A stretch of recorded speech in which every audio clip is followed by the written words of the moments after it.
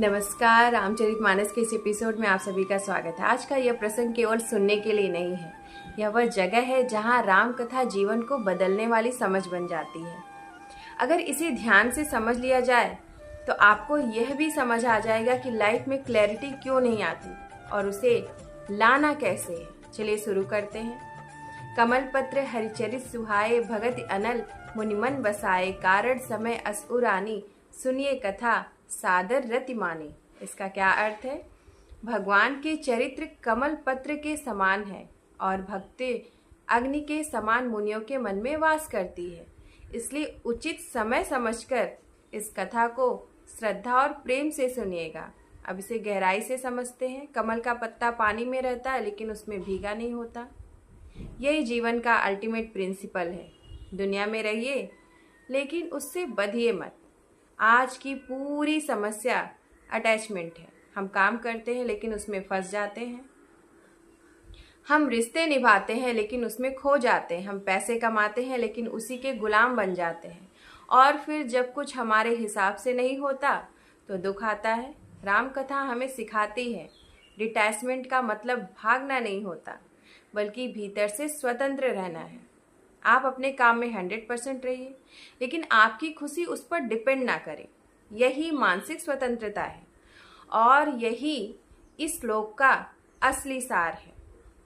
सुनि आचरजु ना मानि है जेन के विमल विचार, राम अनंत अनंत गुण अमित कथा विस्तार। इसका क्या अर्थ है? जिनका विचार शुद्ध होता है वे इस कथा को सुनकर आश्चर्य नहीं करते, क्योंकि राम अनंत है और उनके गुण और कथा का विस्तार भी अनंत है। अब इसे आज के समय में समझते हैं। ट्रुथ कभी खत्म नहीं होता, लेकिन आज हम क्या करते हैं, थोड़ा सा समझते ही सोच लेते हैं कि अब सब कुछ आ गया। यही सबसे बड़ी गलती है। ग्रोथ वही रुक जाती है। असली बुद्धिमान कौन है? जो यह समझ ले कि अभी बहुत कुछ बाकी है। जैसे जैसे आप गहराई में जाओगे आपको महसूस होगा कि समझ की कोई सीमा ही नहीं है। यही ओपननेस आपको आगे ले जाती है और यही श्लोक का प्रैक्टिकल मैसेज भी है, क्योंकि लर्निंग कभी खत्म नहीं होती। राम अनंत अनंत गुण अमित कथा विस्तार, सुनि आचरज ना मानि है जिन के विमल विचार। यहाँ उसी बात को दोहराया गया है। राम के गुण अनंत है और उनकी कथा का विस्तार भी अनंत है। अब इसका मतलब केवल धार्मिक नहीं है, यह जीवन का यूनिवर्सल प्रिंसिपल है। हर फील्ड में यही होता है, चाहे फिनेंस हो, करियर हो, रिलेशनशिप हो। हमें डेप्थ इनफाइनाइट में ही जाना है। अगर आप सोचते हैं कि मैं सब कुछ जानता हूँ तो आप वहीं रुक जाएंगे, लेकिन अगर आप सीखते रहेंगे, इवॉल्व करते होंगे, ग्रोथ आपकी चलती रहेगी। इसलिए ह्यूमिलिटी ही ग्रोथ की पहली शर्त भी है। नहीं अघात संभाव न पावही, करही कथा जेहि लाग न पावही। इसका क्या अर्थ है? जब तक संभाव नहीं आता तब तक कथा का सही अर्थ समझ नहीं आता। अब ध्यान दीजिएगा, संभाव मतलब बैलेंस होता है। आज का इंसान इमोशनली अनस्टेबल है। छोटी सी बात पर खुश, छोटी सी बात पर दुखी, थोड़ी सफलता मिलते ही ईगो, थोड़ी असफलता मिलते डिप्रेशन। इस हालत में कोई भी ज्ञान काम नहीं आता, क्योंकि ज्ञान तभी उतरता है जब मन आपका स्थिर हो। जैसे हिलते हुए पानी में कुछ साफ दिखाई नहीं देता, वैसे ही अशांत मन में सत्य टिकता ही नहीं है। इसलिए सबसे पहले जरूरत है अपने मन को बैलेंस में रखना, उसको संतुलित करके रखना। फिर धीरज धरि गुरुपद पंकज धूरी, करि कृपा मम मोह सुधूरी। इसका क्या अर्थ है? धैर्य रखकर गुरु के चरणों में श्रद्धा रखनी चाहिए, तभी समझ विकसित होती है। अब इसे प्रैक्टिकल रूप में समझते हैं। आज हम इंस्टेंट जनरेशन में जी रहे हैं। हमें सब कुछ तुरंत चाहिए, instant success, instant clarity, instant result. लेकिन रियलिटी क्या है? कोई भी मीनिंगफुल चीज़ समय लेती है, चाहे स्किल हो, करियर हो या इनर ग्रोथ। सब में पेशेंस चाहिए। बार बार सुनना पड़ेगा, बार बार समझना पड़ेगा, तब जाकर क्लैरिटी आएगी। इसलिए अगर आप जल्दी में हो तो आप कभी गहराई तक पहुंच ही नहीं पाएंगे।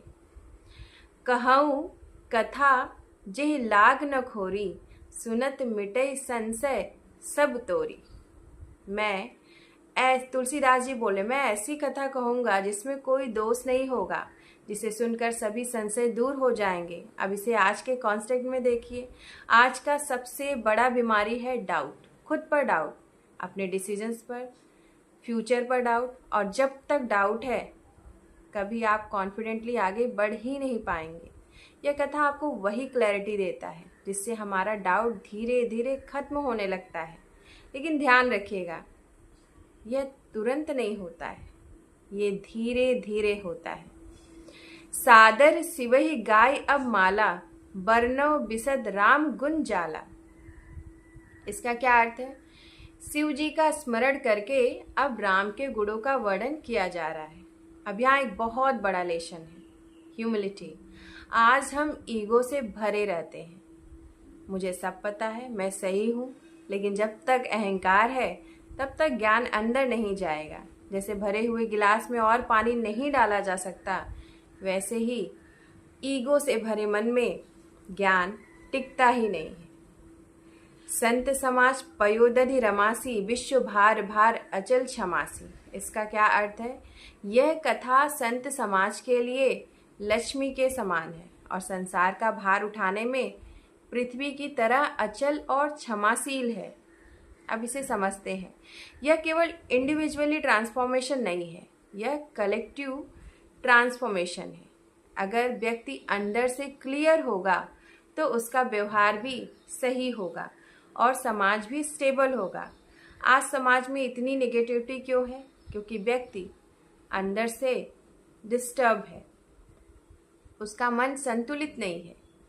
जन्म महोत्सव रचहि सुजाना, करहि राम कल कीरति गाना।